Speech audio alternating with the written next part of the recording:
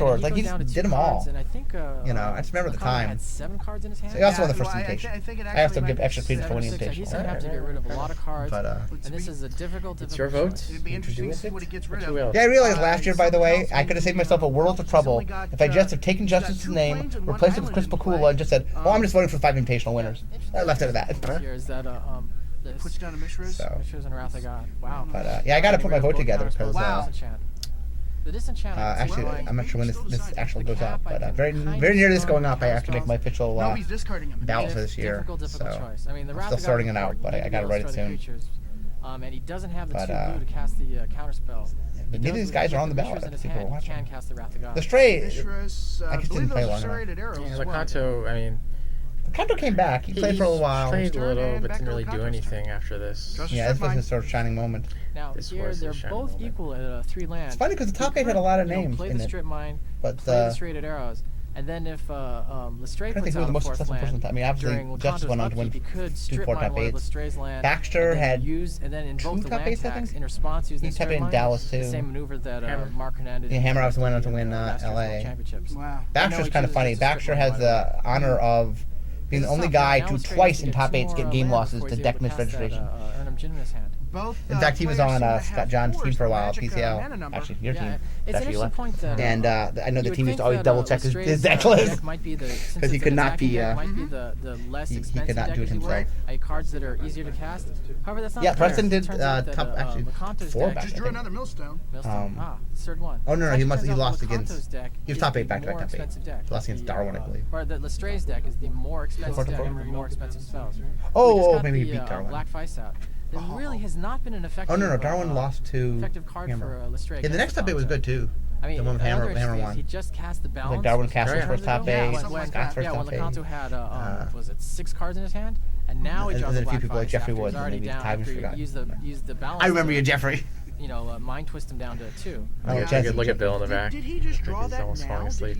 Oh, Joel did fall. I'm not sure where it is, but and I'm not sure if it's on camera. Joel actually fell asleep during one of the finals. I don't think it's actually on any of the tape, but I remember when we were watching it. We're like, his eyes are closed. Yeah, the game has gone on a long time. See, Joel had a full. I mean, Bill had a full belly because he just got back from eating. Yeah. Cast Armageddon. But I remember. Lakanto. Was Atlanta the one after this? No, this, then LA, then Columbus, and then Worlds, and then Atlanta was after Worlds. Sorry. Atlanta was the first one that I was employed. Correct, Atlanta was the first one you were employed. And I was doing basically what Bill was doing. At Pro Atlanta. But at Pro Atlanta, they had the finals in a room, much like this little room we're sitting in now, where we're doing this podcast. And they had put up brand new vinyl banners all in the room. I mean, brand new. And I don't know if people know this, but brand new vinyl banners. They've been in this room all night. They emit gas, basically. They outgas. It's like the chemicals or whatever. So you'd spend time in this room and your head would just start spinning from being in this room with these brand new vinyl things, and you're there watching this play. While you were doing that, so they were supposed to book a room for commentary, and something happened, they didn't get it. So literally, Justice and I, Mark Justice and I, for 12 hours did commentary. When I say a phone booth, everybody think like I'm typing metaphorically. No, in an actual phone booth. And we almost called out for pizza in the middle of it because we thought it'd be funny to call for. We didn't do it, but we thought it'd be funny to call for pizza. To the phone booth, please. So we were in the phone booth, I figure. But it was kind of absurd. It's one of those absurd moments I look back on, like, what the heck? 12 hours of commentary in a phone booth with another man is absurd. Yes. 1, 2, 3, 4. Wow. Justice was interesting commentary. He definitely. He was that very sweet. For some reason, like if you were his teammate, like he went off on Preston because Preston made a stupid play. But I remember going off on Preston because he sideboarded. Like he just made his deck so like he just barely loses the first game and then changes his deck so he can't possibly win. It's been hard to. I mean, you can talk about this a little bit, but hasn't it been hard to like find people to do good commentary? Oh yes. A lot of people when they get in there, they seem like this is my moment to strike back into my adversaries and destroy them through commentary. And they've done that. And it's like, no, that's not what we want people to do.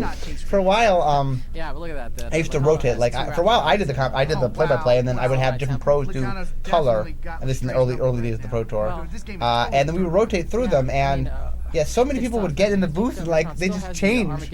Like what happened? You were a nice person, and they just I don't know. They would just start going off and you know. Outcomes. But out comes a card that should Funny. be renamed Lestray's Bane. So I think we're coming up near the Ivory end Tower, and that's going to effectively cancel the Black Vice. Yeah, I mean that's strong too because potentially. The funny thing here is potentially at the end, Bertrand could have won maybe if he cast that they on his hand as soon as he got up. so to he's 4 on mana, stage and there's a bunch of his friends, and it looks like there's this moment where like they're going to pick him up and carry him in the crowd, but they realized there weren't enough of them. It didn't quite work out. Yeah, look, So does he only have 2 cards left? God. Oh, Lestray. He's got more than 2. But he's almost done. He doesn't want to have any turns go by.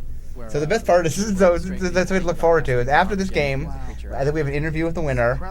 Then we have the music video from Viva. We know and Lestray don't that Lecanto's got that Swords to Plowshares in his hand. Viva La Diva. I forget what the song is called, No, but that's Swords. I Yeah, think. Swords and Aratha got it. The- Wow.